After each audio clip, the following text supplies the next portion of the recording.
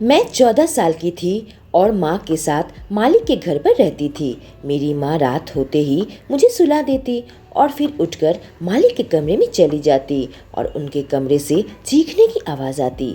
मैं भी जवान हो रही थी। एक दिन चुपके से मैंने उनके कमरे में झांका तो अंदर का नज़ारा देख मैं कांपने लगी और मौका मिलते ही मैं माँ की साड़ी पहनकर मालिक के कमरे में गई। पर मेरी जान तब निकल गई जब मालिक मेरे सीने मेरा नाम शीतल है। अब मैं 14 साल की हो चुकी हूँ और जवान हो चुकी हूँ। मेरी माँ मेरे साथ रहती है और मेरे बाप का पता नहीं। मैंने अपने पिता को कभी भी नहीं देखा। माँ बताती है कि तुझे जन्म देते ही वह गुजर गए और मैं अपनी माँ के साथ अभी मालिक मालकिन के घर पर रहती हूँ, जहाँ मेरी माँ उनके घर पर दिन भर का काम करती है। मेरी माँ मुझे हर मुसीबत से बचाती रहती है और मुझे पढ़ने के लिए सरकारी स्कूल भी भेजती है। मैं अपनी माँ के साथ मालिक के दिए हुए नौकरों वाले कमरे में सोती हूँ और मेरी माँ मुझे जल्दी से सुला देती है। 9 बजते ही कमरे की लाइट ऑफ कर देती है और कहती है, बेटा सो जाओ। मुझे समझ नहीं आता कि मुझे इतनी जल्दी क्यों सुला देती है। कभी कभी तो मुझे नींद नहीं आती है और मैं आंख बंद करके लेटी रहती हूँ कि तभी मेरी माँ उठकर दूसरे कमरे में चली जाती है और सुबह ही कमरे में वापस आती है और मैं यही सोचती रहती हूँ कि मेरी माँ रात भर कहाँ रहती होगी। क्या उन्हें नींद नहीं आती या फिर कुछ ऐसा काम करती हो, मेरे समझ में नहीं आता था। एक दिन मैंने पूछा, माँ रात को आप कहीं गई थी क्या? मेरी नींद खुल गई थी तो आप मेरे साथ नहीं सोई थी। मेरी माँ ने कहा, बाथरूम गई होगी, मैं तो तुम्हारे पास ही सोती हूँ। मेरी माँ झूठ बोल रही थी, पर न जाने क्यों वह मुझसे ऐसी झूठी बात बता रही थी। मुझे समझ नहीं आता था इस घर में ऐसा क्या होता है। हम 2 साल से यहाँ रह रहे हैं। पहले तो मैं गहरी नींद सो जाती थी, पर अब मैं बड़ी हो रही हूँ, जवान होती जा रही हूँ और अपनी माँ की हरकतों पर मुझे शक होने लगा है। एक दिन मैं स्कूल गई थी और स्कूल के प्ले ग्राउंड में खेल रही थी। तभी मेरे पास एक 12वीं क्लास का भैया आए। उन्होंने मुझे अकेले में बुलाया। जब मैं उनके पास गई तो मुझे कहने लगा, आज की रात क्या कर रही है? उसकी बात सुनकर तो एक पल के लिए मैं चौंक उठी। मैंने कहा, भैया यह क्यों पूछ रहे हो? उसने कहा, आज रात के लिए मेरे साथ चल, तेरा जो रेट होगा तुझे दे दूंगा। उसकी बात सुनकर मेरा चेहरा लाल हो गया। यह भैया मुझे एक रात के लिए ले जाना चाहता है कि? मैंने कहा, आपने मुझे ऐसी वैसी लड़की समझा है क्या? आप यह कैसी गंदी बातें कर रहे हो? उस पर उसने कहा, तुम लोग कब से सती सावित्री बन गए हो तो धंधे वाली की बेटी ही ना। यह बात सुनकर मेरी आंखों में आंसू आ गए। उस वक्त गुस्से से मैं वहाँ से चली गई, पर पूरा दिन मैं परेशान रही। आखिर मेरी माँ को वह ऐसी बातें कैसे कह सकता है, जबकि बेचारी पूरे दिन मेहनत मजदूरी करती है। मैं घर आकर रोने लगी थी। मेरी माँ मेरे पास आई तो मैं अपने आंसू छुपाने लगी। माँ ने कहा, क्यों रो रही हो, क्या हुआ? जब उन्होंने मुझ पर दबाव डाला तो मैंने उन्हें सारी बातें बता दी। मैंने कहा, माँ उसने मुझसे ऐसी बातें क्यों कही? मेरी माँ ने कहा कि तू लोगों की बातों में ध्यान मत दिया कर। एक अकेली औरत की दुनिया इज्जत नहीं करती और ऐसे गंदे लोग से दूर रहा कर और अपने आप को संभाल कर रखा कर। अब तू जवान हो रही है, नहीं तो मैं तेरा स्कूल से नाम कटवा दूंगी। माँ की इस बात को सुनकर मैं हैरत में पड़ गई। कुछ ऐसे लड़कों के कारण वह मेरा नाम स्कूल से कटवाना चाहती है। अब मैं बहुत डर डर के स्कूल जाने लगी थी और वह सीनियर लड़का जब भी मेरे सामने पड़ जाता तो मैं अपनी आंखें चुराने लगती थी। अब मुझे एहसास होने लगा था, स्कूल के लड़के मुझे गंदी नजर से घूरते हैं। कोई कोई लड़का तो मेरे पास आकर मुझे हाथ भी लगा देता है और बहुत ही गंदी नजरों से मुझे देखता रहता है। मुझे काफी डर लगता था, पर मैं यह बातें अपनी माँ से छुपाती थी। एक दिन कुछ लड़के मेरी माँ के बारे में गंदी गंदी बातें कर रहे थे। मेरी एक दोस्त ने सुन लिया था। वह आकर मुझे बता रही थी कि क्लास के लड़के तेरी माँ के बारे में गंदा सोच रहे थे और कह रहे थे कि तेरी माँ गंदा काम करती है। मैंने कहा, मेरी माँ तो तो लोगों के घरों में मजदूरी करती है। मेरे पापा इस दुनिया में नहीं रहे, इसी वजह से यह लोग मेरी माँ के बारे में बुरा बोलते हैं। मेरी आंखों में आंसू आ गए थे कि आखिर यह लोग मुझे और मेरी माँ को अकेला क्यों नहीं छोड़ देते।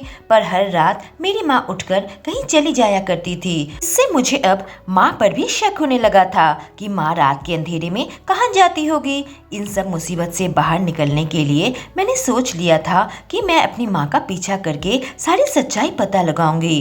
रात के 9 बजे मेरी माँ ने मुझे सुला दिया और मैं नींद का बहाना करने लगी तो वह उठकर बाहर चली गई। मैं भी तुरंत उठी और एक शॉल से अपने आप को ढक लिया। फिर मैं उनके पीछे पीछे जाने लगी। मैंने देखा माँ घर के अंदर ही एक दूसरे कमरे में जा रही है। उस कमरे में कोई और नहीं था। फिर मुझे किसी और के आने की कदमों की आहट आई तो मैं जल्दी से अपने कमरे में आ गई।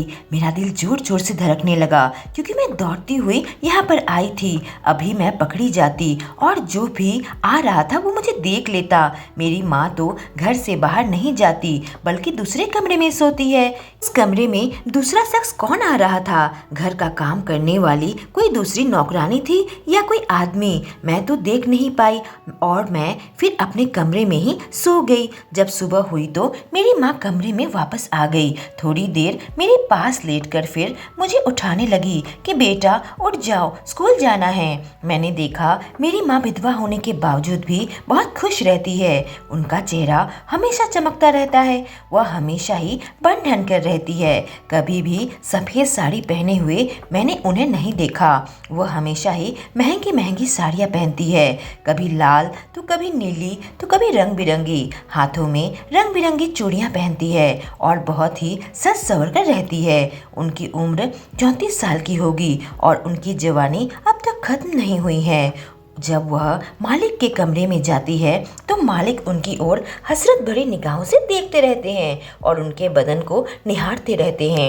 1-2 बार मैंने देख लिया था कि मालिक मेरी माँ को हाथ लगा रहे थे जब मालकिन दूसरे कमरे में थी। अब मैं अपनी माँ पर नजर रखने लगी थी तो मेरी माँ की यह सारी हरकतें मुझे नजर आने लगी। मौका मिलते ही वह मेरे मालिक के इर्द गिर्द मंडराने लगती थी और मालिक उनके जिस्म को निहारता रहता था। मालिक अक्सर मुझे भी अपने पास बुला लेता था और कहता था, अपनी किताबें लेकर आओ, और जब भी उन्हें वक्त मिलता था मुझे पढ़ाने लगता था। कभी कभी वह मेरे सिर पर हाथ फेर दिया करता था तो कभी मेरी पीठ में और कभी कभी मेरा हाथ पकड़कर मेरा हाथ दबा दिया करता था। मुझे उनकी हरकतें बहुत ही अजीब लगती थी। हालांकि उनकी नजर मुझे गंदी तो नहीं लगती थी और कभी गलत तरीके से हाथ भी नहीं लगाता था। हाँ, पढ़ाई नहीं करने पर कभी कभी बहुत डांटता था। मालिक अक्सर मेरे लिए कुछ न कुछ तोहफा लेकर आते थे। मुझे समझ नहीं आता था कि वो मेरे ऊपर इतने मेहरबान क्यों रहते हैं, जबकि घर पर तो और नौकर नौकरानी हैं और उनके बच्चे भी रहते हैं। पर वह मुझ पर कुछ खास नजर रखते थे। कहीं मेरी माँ के साथ उनका कुछ मुझे शक होने लगा। अब मुझे माँ के रात का रहस्य पता लगाना था क्योंकि मेरे स्कूल के लड़के मेरी माँ के बारे में गंदी बातें करते थे। एक रात मैं उनका पीछा करते हुए छुप गई और मेरे पैरों तले से जमीन तब निकल गई जब मालिक मेरी माँ का पीछा करते करते उस दूसरे कमरे में घुस गए और फिर दरवाजा बंद कर दिया। जब मैं कान लगाकर सुना तो मेरी माँ की आवाज आ रही थी। उनकी आवाज से लग रहा था कि वह खुश है और जैसे कि उनके बीच में कुछ चल रहा हो।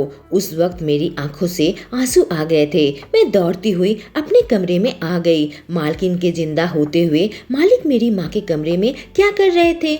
अगर मालकिन को इस बात की भनक पड़ जाए तो मैंने सोच लिया था कि सारी सच्चाई का पता लगाकर रहूंगी कि मालिक और वह कमरे में बंद होकर आखिर क्या करते हैं। जब तक अपनी आंखों से न देख लूं अपनी माँ पर शक नहीं कर सकती, क्योंकि मेरी माँ बेचारी दिन भर काम करके मेहनत मजदूरी करके मेरा पेट पालती थी। तो अगली रात मैं उस कमरे की खिड़की के पास छुप गई। मालिक कमरे में आए। उनकी उम्र करीब 40 साल की होगी और उसके बाद कमरे का नजारा देखकर मैं कांपने कांपने लगी। मैं भी जवान हो रही थी और यह सब कुछ देखकर मेरी सांस बहुत तेज तेज चलने लगी। यह मेरी माँ क्या कर रही है? मैं खड़ी हुई सब कुछ देखती रही और फिर अपने कमरे में आ गई। यह सब देखकर मेरा मन भी मचलने लगा और मैं अपने बचपन के ख्यालों में खो गई, जब हम यहाँ से दूर एक आंटी के साथ रहते थे और वह मकान बहुत ही अजीब सा था। ढेर सारी औरतें रहती थी, सब सज संवर कर रहती थी।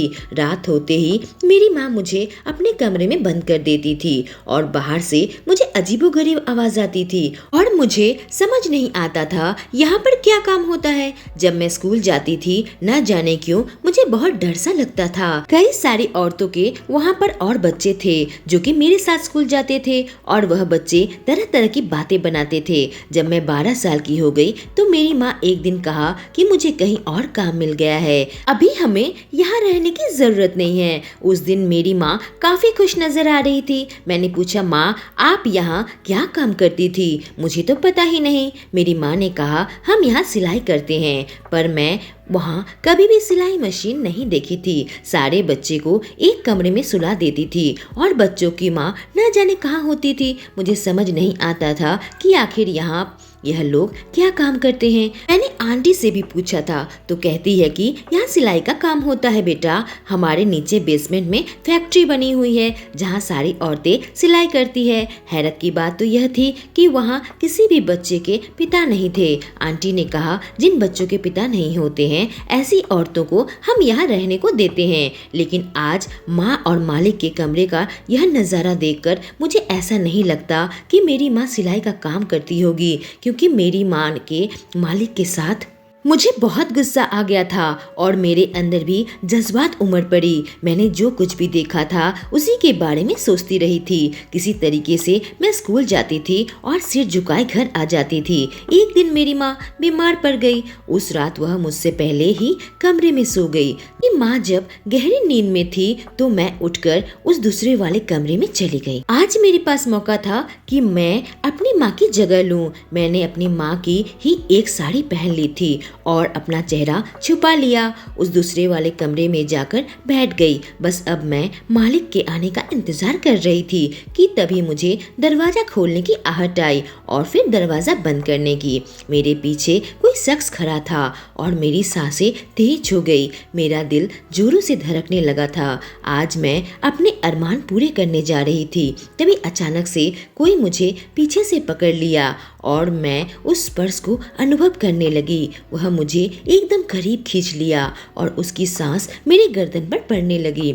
उसने अपना हाथ मेरे कमर पर रख दिया और फिर धीरे धीरे मेरे सीने पर। मेरे मुंह से मादक आवाज निकलने लगी, लेकिन तभी मालिक रुक गए। उन्हें शायद शक हो गया था कि मैं शीतल हूँ। जैसे ही वो मेरी तरफ आकर मेरा चेहरा देखा तो उनकी सांसें हलक में अटक गई। वह हकलाने लगे और कहने लगे, तुम यहाँ क्या कर रही हो? मैंने उनसे कहा, मालिक मैंने आपको अपनी माँ के साथ देख लिया था और आज वह जब बीमार है तो मैं आपके पास आ गई ताकि आप भी मुझे ऐसे ही प्यार करो। मालिक की आंखें बड़ी बड़ी हो गई और कहा कि तुम ऐसा सोच भी कैसे सकती हो? जाओ अपने कमरे में। मैंने कहा, मैं भी जवान हो चुकी हूँ, क्या कमी है मेरे अंदर? उन्होंने कहा, जाओ कल बात करेंगे और मुझे कमरे से निकाल दिया। अगले दिन मेरी माँ ने मुझसे कह दिया कि आज स्कूल मत जाना। मैं काफी डर गई और घबराने लगी। लगता है मालिक ने मेरी माँ को रात वाली बात बता दी है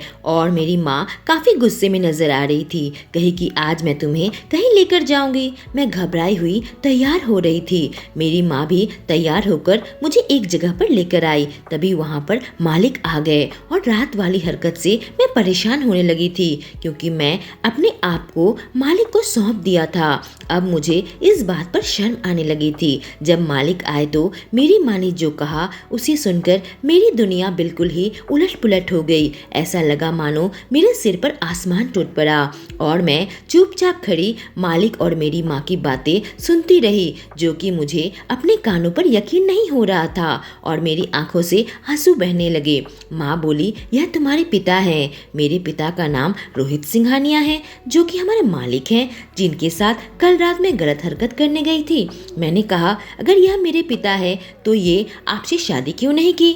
मेरी माँ ने कहा कि जब मैं तुम्हारी उम्र की थी तो मेरे पिता, जो कि एक शराबी था, मुझे कोठे में बेच दिया था और मैं वहाँ से भाग नहीं पाई और रोती रह गई। जिस्म का धंधा करने में मैं मजबूर हो गई थी। लेकिन एक दिन मेरे साथ रोहित वक्त गुजारने आए और उस रात मुझे उनके साथ बहुत अच्छा लगा था। जब भी रोहित वहाँ आते तो मेरे साथ ही वक्त गुजारते और धीरे धीरे हम दोनों एक दूसरे के करीब होते चले गए। रोहित शादीशुदा थे, पर उनकी पत्नी को बच्चा नहीं हो सकता था, जिसका उन्हें हमेशा दुख रहता था। एक दिन उन्होंने मुझसे कहा कि मुझे तुमसे प्यार हो गया है, मैं चाहता हूँ कि तुम मेरे बच्चे की माँ बनो। और उसके बाद से ही रोहित ने मुझे खरीद लिया था।